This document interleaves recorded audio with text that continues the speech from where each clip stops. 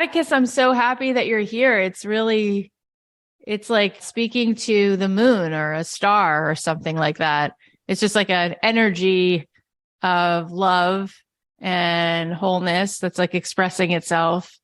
And, we've done almost 700 episodes, but I don't know that we've talked to a soul that is like this degree of humble. So it's really cool how you show up in the world. By the way, that's probably the nicest thing someone's ever said to me is that it's like talking to the moon or the stars. So thank you. And it's so nice to be here. And it's so nice to meet you. I'm a fan.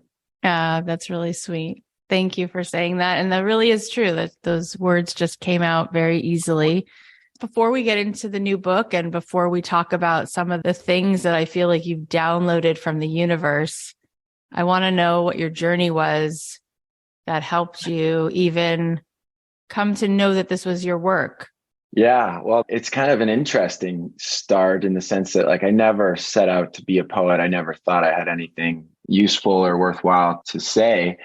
But I grew up loving words and poetry and I was obsessed with Jack Kerouac and Bukowski and Plath. And, I just read them growing up, but I certainly didn't think I had anything to say. And it was honestly on this trip to France, I had this chance meeting with an actor, a guy named Michael Madsen. And he's if you don't know who that is, it's like the bad guy from Kill Bill and Reservoir Dogs. And I think a Justin Bieber music video. And I just found him to be this really, really profound human. And he taught me a lot about his life and how, in his words, poetry had saved his life. And for me, here was this kind of American movie star badass and telling me that poetry had saved his life. And I found that very interesting. And as a man, I felt, this had given me permission to explore a more vulnerable side that's not necessarily encouraged with young men. And so I was in Paris a few days later for the first time. And I found it so beautiful and so inspiring that I just started writing poetry and never expected it to be anything at all. And I started posting it, and never expected it to kind of take off. But very humbled when people read. It's really cool. And it's like, it's a movie. It's like that whole thing is a movie that you shot, I mean, and that is kind of how it is. Like we're all making these movies of our lives with an actual projector in our brain, but you made a really beautiful one. And so then you started to post these things. Where did that begin? Where did you begin to share this work? Yeah, I was just writing and I'd write on my phone. And then I kind of came back to America and I had an old typewriter and I was like, it would feel really cool to kind of type these poems up. And so I started typing them and I was like, wow, Instagram was literally just starting at that point. And I was like, I wonder about sharing on there. And I did it anonymously at first because I didn't want it to kind of blend into anything else I was doing. And so I was like, I'll put a pen name in there and I'll just start posting. And then, kind of just one person shares it with another and shares it with another. And the growth is very surprising and humbling and unexpected, but wonderful. Yeah. It's so wonderful. I remember when Gary Zukav was here, he said something that I had not heard. And he said, we think that there is a world of cause and effect. And he said, but I would really argue that it's not so, that the intention creates the effect. Oh, I love that. And I was like, that's it, because everything is resonance. And so it's like, if you are, singing a certain melody, then they hear it a different way. So it's really cool. I so believe in that. And I think, that's kind of so intertwined in things like the books like The Secret and, just visualization. And it's the kind of intent is everything. Yeah, exactly. I've never watched The Secret, but I studied in Jerusalem for 3 years learning mysticism. And that was my beginning of my journey. And so everything to me is about this law of reception, Wow. So let's go deeper into the actual content, because that's a pretty cool origin story if I've ever heard one. But what's really even more compelling is what you actually shared. You know, if you would have been in Paris and had this idea, it would be one thing, but it's the work. You know, there's something so obvious in what you share that is like, it's medicine for people. So where do these spiritually grounded understandings of like the fabric of the universe, like where do those ideas come from through you? Like, what was your path to getting those clear answers? Wow. That is a beautiful question in the way where you worded it. But, I think I would say it's serendipitous. I think that one thing that's really allowed me to write honestly is the anonymity. I think it separates me from the kind of social account and whatever and it kind of reminds me to write what I feel and not what I think I should feel or write for other people. And I think that anonymity wasn't planned necessarily that way, but it has allowed me to just like write honestly what I feel. And I think that's what people maybe connect to, is that I think and hope people are feeling the same thing that I'm feeling. And that connects us as human beings. And so I'm just kind of writing about being a human being in as truthful a fashion as I can. Yeah.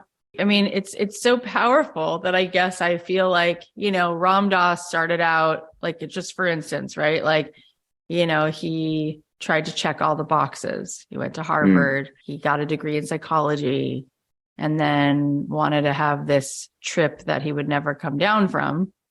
And then he found spirituality, right? And then from that place, he got a lot of insight.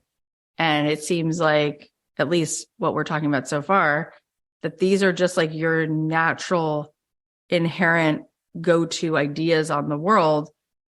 Was there something that led you to see the world this way? Is there like a practice, some kind of like spirituality? Was there a trip to somewhere? Or was this just like, since you can remember, this was your take on things irrespective of anything like that? It's hard to pinpoint exactly, but what I would say is that I've always two things. One is that I'm someone who I feel like feels very deeply. And that's been something I've kind of struggled with throughout my life. I think it's a good thing and a bad thing, but it can be kind of a scary thing growing up, is just feeling. And, I think that goes as far and as deep as like going to a party and just like feeling the energy in there. And so, I'm like a extroverted introvert. I love social things. I love friends. I love things, but I do feel it does take a lot out of me when I'm social for too long. And I think, so that's like one part of it. I think imagination is another side of it. It's like, I've always loved to just be in my imagination. And I think you'll see in my writing that a lot of it's, half of it's kind of life experience. And then half is just imagining, just literally being like, what would it feel like to be an old man with his old wife after 50 years of being together and losing her. And like, what does that evoke in you? And, just write that feeling down. Yeah. So I spend a lot of time in kind of my imagination of like, wow, what would that feel like? I love doing that. That's really, really beautiful. And I can really relate to the feeling of loving people and feeling exhausted because of being an empath. Yeah, I feel like I'm just very intuitively reading the room all the time, and then very much really just want people to feel safe and loved and seen. And so I'll just kind of like make a space all the time. And then I just feel like exhausted afterwards, so I get that. And that's a blessing. And it's also a challenge. And so I understand that. So now like, I want to talk more about the work itself and some of these ideas, because they're so beautiful. And in a world where there's both, there's always an equal amount of contrast and light. It's just the way it always is. It's like you put something in the sun and there's an equal shadow. But in a world where, even though there's both of these things, people tend to see the shadows more. It's just so beautiful that you just have this like fire hose of light. It just keeps coming. It keeps coming. So let's talk about love. Let's talk about this new book and also what's really inside of it. Like, how would you communicate to someone if they, just arrived on the planet and let's say they don't know what the concept of love is, just like someone who's never had chocolate or seen it or heard about it. What is your experience of love? What's your definition of it? How do you describe what it is and how you know when you have it? Wow. So I would say that my definition of love has changed over the years. It's evolved. And, certainly when I was younger, I thought it was something completely different. And it's taken me a lifetime and will continue to be a lifetime of evolution and change. And for me, love started as it was like, I think a lot of young people, it's kind of like this attraction and obsession, and you're feeling all these things for the first time. And so you're like, I think we probably all have an experience of like young love. And I write a lot about this, like the idea of young love, because I just remember so vividly those feelings of being like, this is it. This is going to last forever. This is infinite. And this is love. And the power of that feeling is so visceral. Yeah. And then, as you kind of get older, it doesn't go away, but it does change. And my definition of love now is more about kind of trust and mutual vulnerability and this commitment to each other and really like building brick by brick love. And, I named this book LVOE because of this idea that love doesn't need to be perfect. And you look at the cover of my book and it's LVOE, and most people see it and read love. And I've always appreciated and thought of love in that way. It's like, it's imperfect love, and it's our imperfect love. And there's something very, very beautiful about that, in my opinion. Yeah, it's really true. I think so often, just like everything, the ego, it kind of tricks you into thinking there's all this separation and lack. And so you need something from outside of you to fill it, Yeah. And that's really like the opposite of love. Love it's a gift that you give someone, and it's like witnessing someone, and it's walking beside someone, but not necessarily not the way we think, like this person now gives you something you didn't have. And now that thing that was outside of you, you now have it, right? That whole dance is what really screws a lot of people up.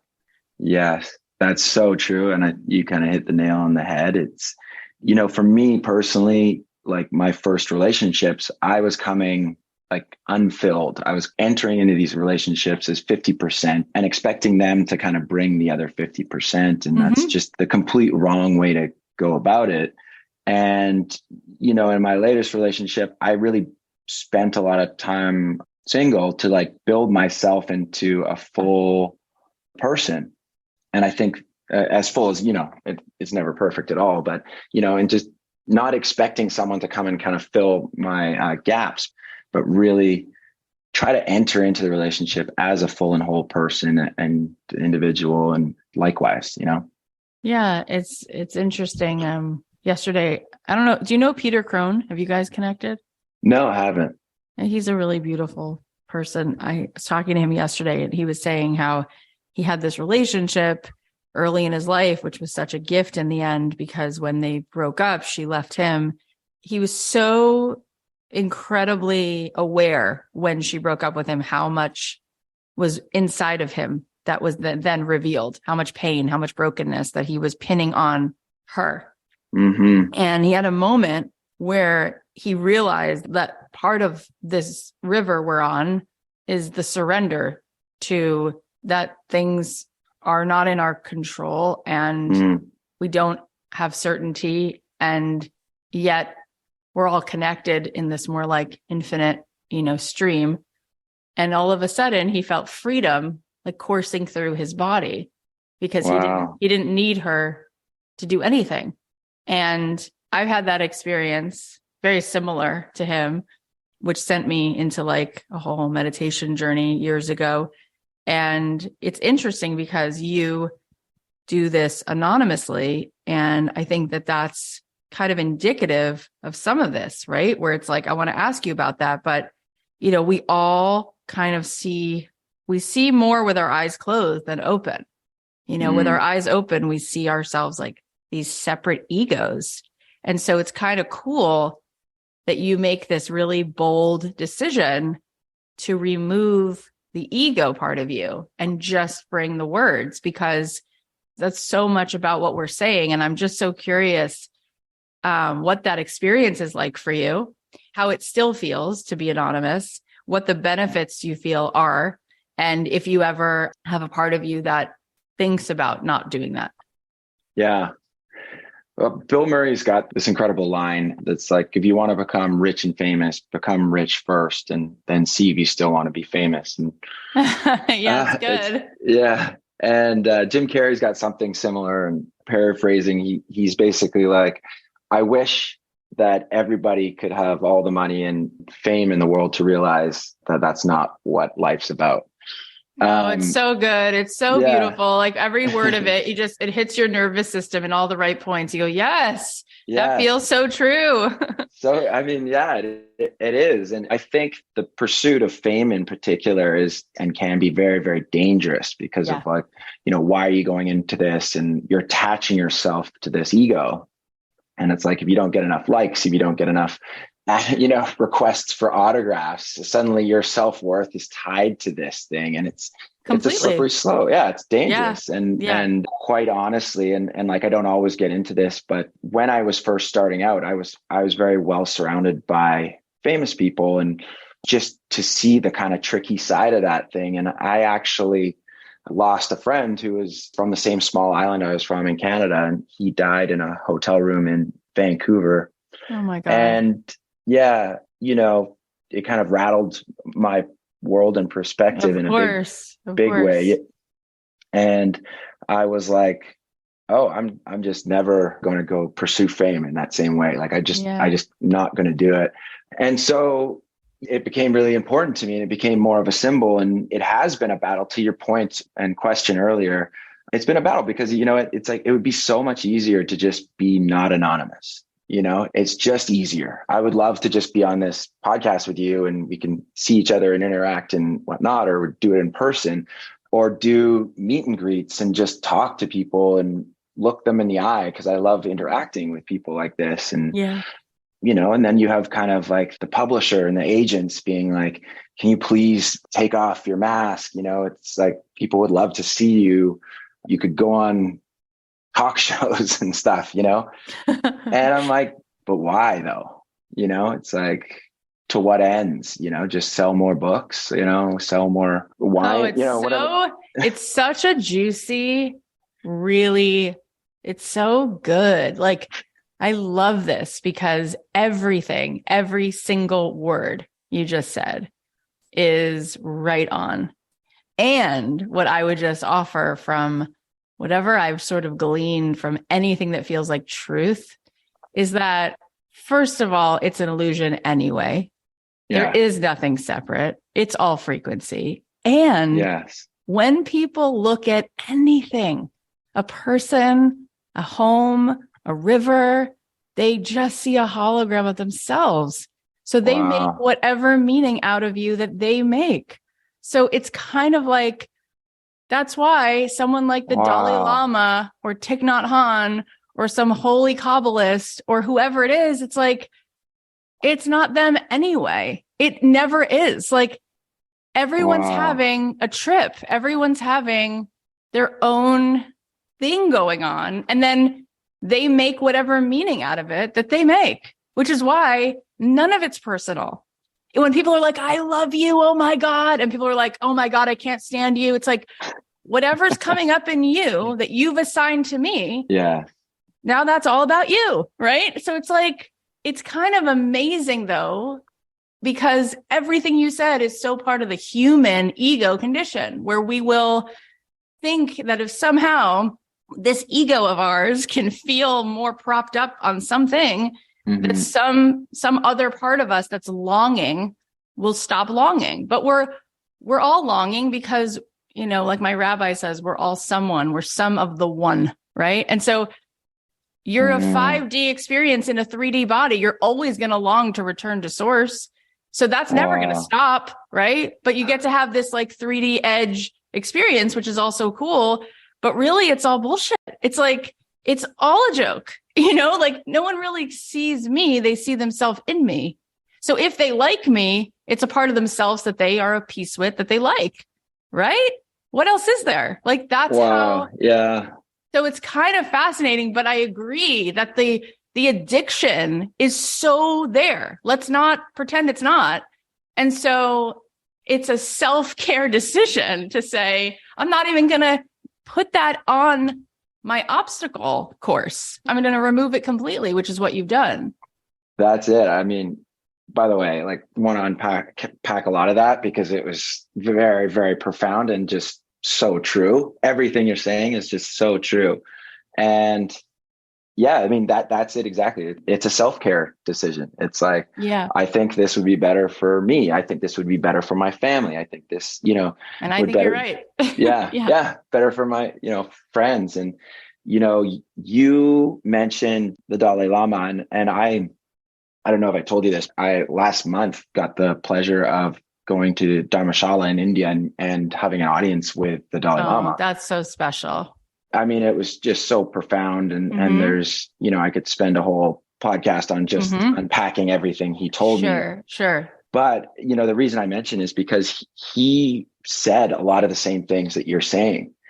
And I think you articulated it in such a powerful way. It's like, this idea that we are all one, and that, the idea of the source and the idea of love is loving yourself in other people. And this kind of whole idea of that kind of hologram. He didn't use that kind of word, but he was saying all of these same things. And he said it about himself as well, which I thought was really powerful. Exactly what you said about him. I mean, it was like one of the most profound experiences of my life. But one of the beautiful takeaways is, as it relates to self-care and things, he's like, all of these stresses, this like busyness, everything, that's your choices. These are your decisions. At any point, you can come back to and be a monk kind of thing, or like, Yes, you're opting into so much of this. And he's like, the West so often opts into this, but he's like, you don't need to. And I was like, oh yeah, a lot of this stuff is permission based. Yeah. Wow. That, first of all, I mean, that's so incredible that you had that experience. And I've had similar experiences with really holy people. And I just know that feeling, that like intense feeling of love that you feel because they have so much Wi-Fi, there's like, they've got like full bars of broadband. And so you sit there, right. And you like get this like access to more of your own frequency because you're like, they're like a Pong. They become like a Wi-Fi Pong for you. And, that was my experience. I went to Jerusalem for 2 weeks after college and then stayed for 3 years because I was like, what in the actual hell is going on inside of me that I've like let go of me? And I'm not able to ever put that somebody suit back on. I don't want it. I'm done. Yeah. Like I'm free, but it's so fascinating and helpful to hear everything you're saying for all of us. And I guess I want to ask you this question because I'm so sensitive and also so in love with light and this oneness. And I know enough to know not to be bought in to the garbage. And yet sometimes when you're on your phone and you see people saying mean things, right? Like there's like this meanness, like really dark stuff, right? It's hard to see it. You're just like, wow, that doesn't feel like love at all, right? Yeah. For people who are listening, I'm so grateful that there's people like you because we need that balance. Boy, do we need it. But I wonder what you would say to them when it seems like the whole world is starting to go dark and there's more sunset than there is a sunrise. What do you think is really true? How do you go to sleep at night thinking about all that stuff? Yeah, I mean, it's such an important question of our time. And by the way, I feel the same way. You kind of open a news feed or whatever it is, and you're like, especially if you're empathic at all, right? You're like, oh God, the kind of like suffering of it all. what's that saying? I'll probably butcher it, but it's kind of like in great tragedy, look for the helpers. It's like, look for the people doing good, and there's always light. And I think that's why I've so enjoyed, and, particularly with LVOE, of why it's lighter than the rest of my books. And I think that reflects where I am in life, but also I just want to be a positive voice in the world. I want to talk about good things, and there's lots of goodness that's happening too. And I think probably throughout history, people have felt this kind of unease. I Of don't think course. it's Of probably course. not new. And No, it's not new. yeah. And it's just this balance of good and evil kind of. And I mean, I've done tried to do a lot of work, and it's just like such a lifelong journey, but it's like somebody has always told me, just like, always go towards the light. You Yeah. just always go towards the light, and one day you'll be able to find the way. And Yeah. so that and other host of things is how I stay sane. I think surrounding yourself with the right people is so powerful, and not opting into all of those narratives, like I try not to follow the Kanye trials. It's like it depresses me. And so I kind of don't Yeah. opt into it. And I think it's important that we fight for what we believe in, but choose your Yeah. battles. You can't win them all. You Yeah. can't fight for everything. And that's just kind of how I do. But, I'd be interested to hear from you of kind of like how you deal with it. What are your tools to kind of live the happier life Well, existence? well, I had this like crazy thought a few months ago. I was just feeling so sad about something that I had just seen on my social feed. I don't even know which one it was. There's always a circus of those things. Yeah. And I was standing outside and I just was crying from this very pure, like, oh, the pain. Like, I wish I could hold enough love toward it to just melt it, like that's really all I want to do. And then I had this thought, which is that I ran to my computer and I started Googling, how long is a day on Jupiter? How long is a day on Mars? And I saw that on Jupiter, a day was 9 hours and 58 minutes. And I was like, oh, that's fascinating. And then I wrote into Google and said, how long does it take for an hour to pass in space, like outside of the solar system? And it said 26 seconds. And then I had this click, which was this, that Einstein knew a few things. And he said that time was actually made up. It's relative, right? Because we're experiencing a day is 24 hours because of the relativity of the sun. But when you go to Jupiter, a day is actually shorter. And then when you go outside of this solar system, which is just a dot in the universe, time evaporates completely, right? It goes from an hour to 26 seconds. And then if you keep going into the universe, it's zero. It's nothing. It just doesn't even exist. Isn't that crazy? Wow. So here's my thought. You ready? Yes. So then I had this thought, which I had never had before, and it's so good.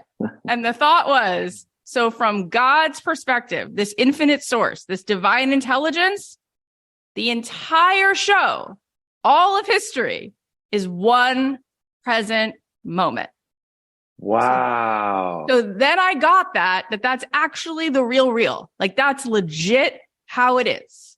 When you zoom out, this is all one present moment. So then I saw, as if I was like in some kind of like eternal sunshine of the spotless mind, I had this vision of all of time, right? All of the civilizations and everything. I saw it all squish into one piece of sand. And then I thought, oh my gosh. So there's always been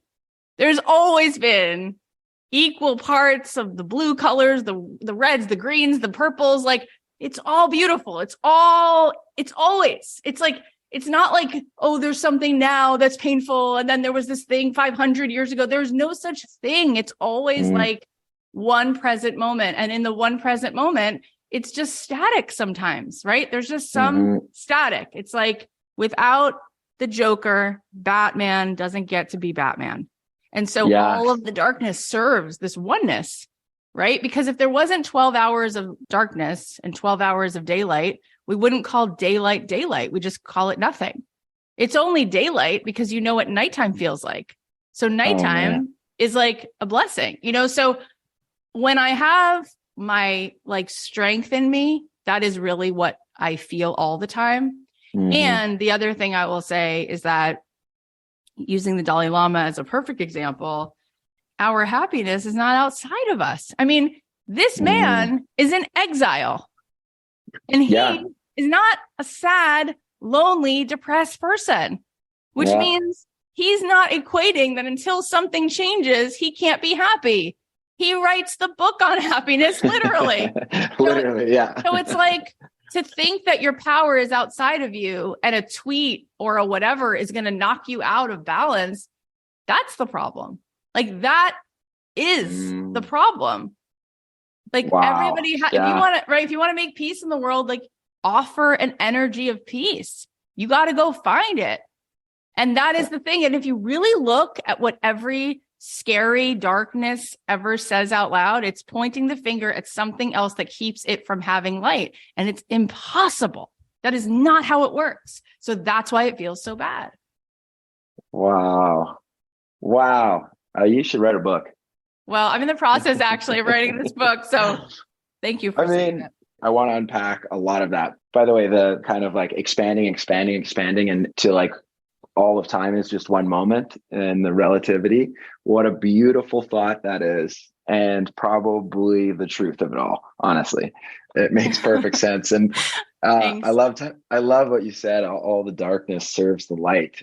I mean, that could be a poem, in itself. That is so powerful. It's like we need the Joker to have the Batman. We need the dark to serve the light. We need the bad to serve the good. Exactly. And it's like this idea of back to what you said and the Dalai Lama is it's like oneness. It's complete. It is the universe. It's the speck of sand that you mentioned. It's everything. I'm so grateful that someone like you has such an audience, because it really shows that if you don't condescend people actually respond to truth. They get it. If you're willing to meet people on a soul level and not just sell them Doritos, like they actually are available to hear it.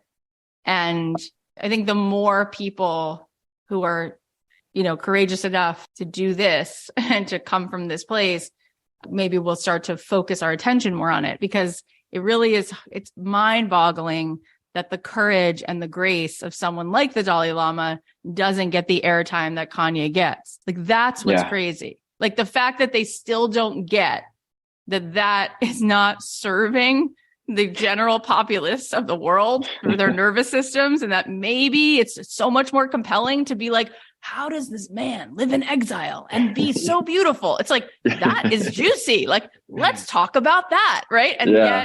And yet maybe, the fact that you have over 1 million gajillion followers is a sign that we are in awakening consciousness mode, because that's cool. Like, think about it. In 19, 20, 30, 40, 50, like 80 millions of people weren't following an account like yours. And so we need to remember that. That's really cool. So as we are kind of wrapping up the conversation, tell us about this book and what is one of the main things that you hope that somebody will take away from reading it? Thank you, by the way, for saying that. It's just like such a beautiful way to put it. So if I could hope that someone picks up this book or finds it at a friend's house or, whatever it is I think this book of all books, I hope they open it and they just feel a little bit better than they did before. So in the same way that, you read a tweet like you mentioned or Kanye or whatever, and you're just like, I just feel a little bit a little worse. Just like a little bit worse, and you can't put your finger on it. You're just like, kind of your hope for the world goes down a little bit. I hope that you read something in it and it goes just like a little bit more. And every time you read something, it just goes a little bit more. And I put a lot of my love into this, and I hope that kind of love goes out into the universe. Honestly, I really do. It's working really well. And if my audience doesn't already love you to pieces, which they do, this, I think, next question will set you up for them to just be completely obsessed with you.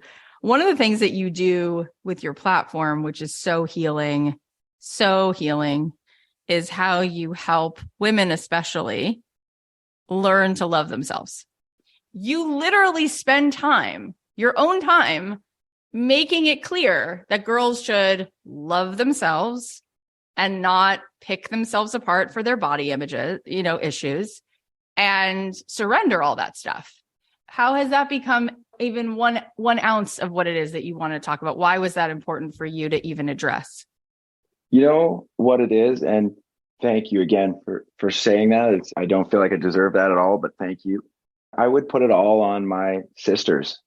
I have 3 sisters, and just being able to see their journey through their eyes, just like going through breakups and kind of like how scary it can be to be a woman in the world, has been such a growth for me over my life, And I think a big part of it was just like this journey that I've been on. I'm just like healing and just trying to become a better person in the world. But it's like ultimately I just watched their journey, and it just seemed so scary to be a woman. And I just felt, and I draw on that a lot. I think that's why there's so many poems on there. It's like, I see these breakups, or these like friends that are just not good friends to them, or I see everything. It's just seeing the world through their eyes. And I think it's been such a kind of a beautiful thing for me. That's really so unique and so beautiful. I think it was Nelson Mandela who said, like, if you want a society to really flourish, take care of the women. And kind of makes sense because women kind of innately are relationship oriented. So it's like, if they are feeling cherished, then they'll kind of make sure everyone else feels like they get what they need. And it's just very rare. And my husband has sisters, and his dad had passed when he was a kid. So he was very close with his widowed mom. And I feel like that was one of the main reasons I subconsciously chose him, because he was so compassionate. And I don't think anyone has said that on this show before. And I appreciate it very much. So thank you for that. And then the last thing I want to ask you, because I just love it so much, is I'm obsessed with coffee. Like literally, I was telling my nutritionist, she's like, what do you eat in the morning? What do you eat? And I was like, I don't really eat so much as I drink. And she's like, what do you drink? And I was like, 5 cups of coffee a day. And she's like, why? I go, I don't even need caffeine. I drink decaf for the 4 cups, just the one. I said, I'm just obsessed with the flavor of coffee. So then I found out that you made your own coffee. I was like, coffee and love and poetry all combined.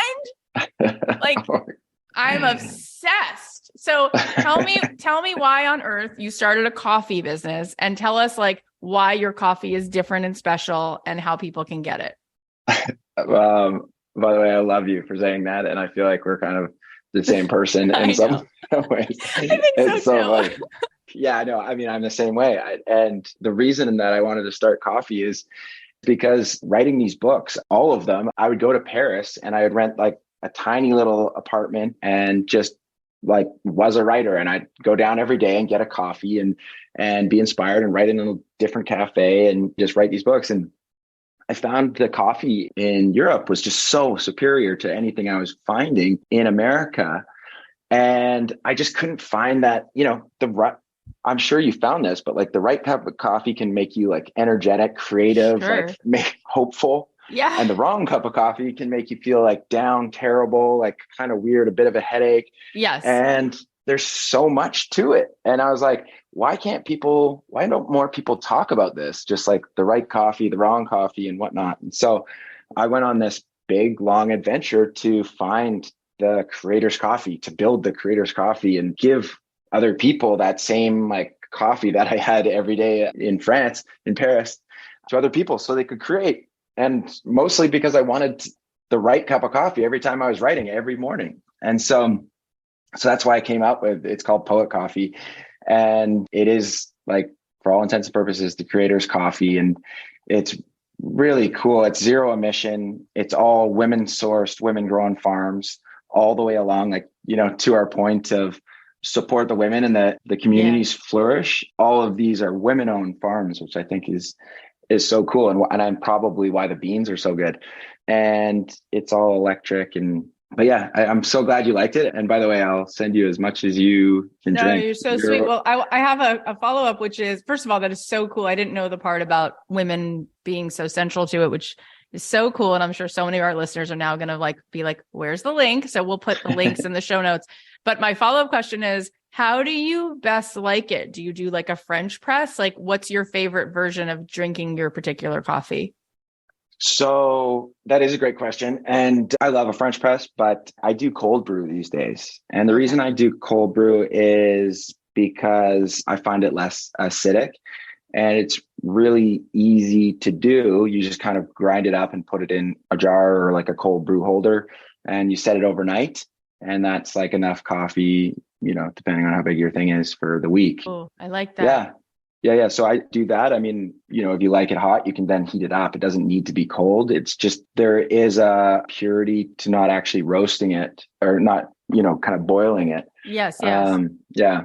That's cool. I'm excited to hear that because I only have, if I have coffee like yours, where like you buy it, ground, I've never done anything but the French press. I never made my own cold brews, what I'm trying to say. I didn't really actually until now know how to make it. So I'm excited to try it and to try it that way. And oh my gosh, I just love every single ounce of who you are and what you say and how loving you are. I'm so glad that we connected. So tell everybody where they can follow you, where they can get the new book. And obviously we're going to put links in the show notes, but I just want you to have a place where you can send them. Oh, well, you're wonderful. I'm just Atticus Poetry on Instagram. The Poet Coffee is poetcoffee.com and the book's LVOE, but you can find them all on Amazon. Yeah, but you're the best. I mean, I've so enjoyed talking to you. I feel like we're kind of kindred spirits and you're so articulate. And thanks. I think, everything you said, that's so much curiosity around. So thank you very much for having me. And it's so nice. I love you. And it's such a pleasure. And you're so humble and generous. And it's just such a gift. And I'm so happy our paths crossed, and I'm going to say hi. And who knows, at some point we might wind up in the same city or on the same panel, or who the hell knows, but I was just going to say, let's be friends. Yeah. You're such a gem, And we need you. I was going to say more than ever, but based on the conversation we have, maybe we just need you forever, right? It's always been, it's like past, present, future. We all need it. And so thank you for playing these notes. They're really healing, just so healing, this music. Oh, well, the feeling is entirely mutual. And thank you so much for having me. I really just enjoyed it. I could have probably talked to you for 3 hours. Me too. Me too. All right. We'll do another one. Okay. You're the best.